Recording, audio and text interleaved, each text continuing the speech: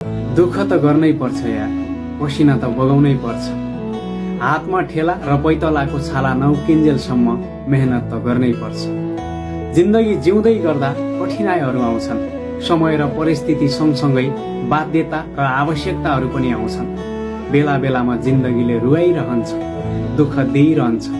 भनिन्छ नि, आँखाबाट आँसु नबगाएसम्म प्याज त काटिँदैन भने। यो त एउटा जिन्दगी हो। बेला बेलामा दुःख नपाएसम्म, कठिनाइ नझेलेसम्म, बाध्यता र आवश्यकताको सामना नगरेसम्म यति सजिलै जिन्दगी कसरी कट्न सक्छ? भोलि सफलता पाउनु छ भने त्यो सफलताका लागि आज परित्याग त गर्नै पर्छ। सफलता त्यति सजिलै र कठिनाइ नभोगेसम्म कसैलाई पनि मिलेको छैन।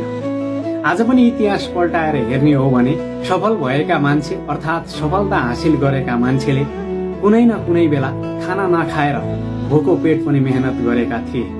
घाम असिना पसिना केही पनि नभनेर दुःख गरेका थिए अनि मात्र सफलता हातमा आएको थियो।